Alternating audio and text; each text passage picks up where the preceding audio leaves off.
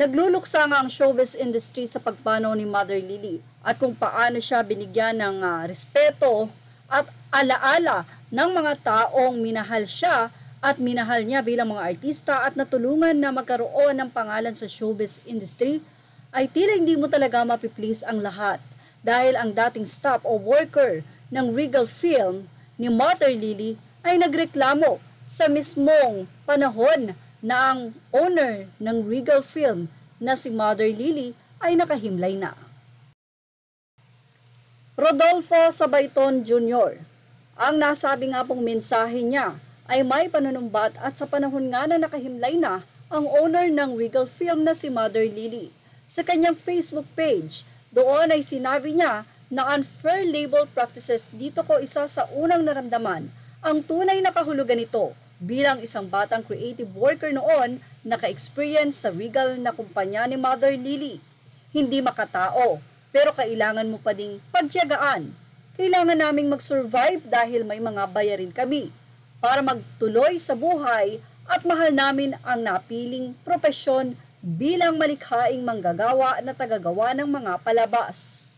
Ganun pa man, kahit na nga masama ang loob ni Rodolfo, sa bandang huli, sinabi nito na pero ako ay kahit papano ay nagpugay pa rin sa kontribusyon niya sa pelikula at popular na kulturang Filipino. Pinapatawad na kita sa trauma, nadama at rest in peace, Lily Monteverde. Nagkaroon naman ito ng iba't ibang reaksyon sa mga netizen. Ang ilan ay kinundina ang ginawang ito ni Rodolfo, ang ilan naman ay kinampihan siya. Sa inang isa, you should have said this to her face, not when she passed. Sinagot naman ito ni Rodolfo, aniya, for the record, ginawa ko na yan nung manalo ako ng Gawad Urian as Best Production Designer 2004 or 05, nung mag-speech ako patungkol sa kalagayan ng mga manggagawa sa likod ng palabas.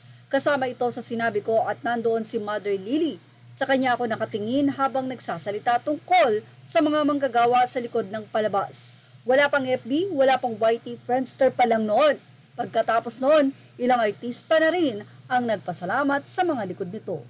Say naman ng ilang netizen, wow ang kapal mo, nakiramay sa ganitong paraan. Ano ang makukuha mo from this? Ang mga Pinoy talaga.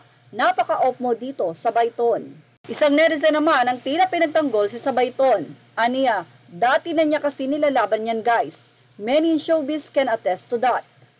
Hindi naman nilang netizen, unknown ito at lalo pang maging unknown. Very tasteless to do this sa taong kakamatay lang. Narcissistic person. You can't even wait for 40th, 9th day, or even ilibing till you said your piece. Galit ka pa rin so don't say na, I forgive you. Narito pa ang naging say ng ilang mga anonymous commentator. Anila, I don't know if you can take the hit. Get out of the kitchen. Ang dami kasing tao na unfair sila sa buhay o trabaho. O kung anumang aspeto ng buhay nila na pwede naman nilang talikuran o humanap sila ng ibang amo na nagbibigay ng gusto nila. If you said it as part of your acceptance speech, then it's not really saying it to her. Kahit nakatingin ka pa sa kanya, kumbaga puro ka parinig. Netizen naman ang tila naiintindihan ang pinagdaraanan ni Sabayton. Aniya, RIP to her but the guy isn't wrong. He probably felt powerless. Yes, may point naman talaga na powerless dahil malaking kumpanya ang Regal Film. Siya ay maliit na tao lamang, paano nga ba mapapansin ang kanyang panawagan? Although medyo off talaga ang ginawa niya dahil syempre nagigrieve pa ang family. Pero sa ngayon dahil may social media, mapansin kaya ang panawagan na ito ni Rodolfo Sabayton. Yan ang ating showbiz top update. Thank you for watching. Images are all credit to the rightful owners.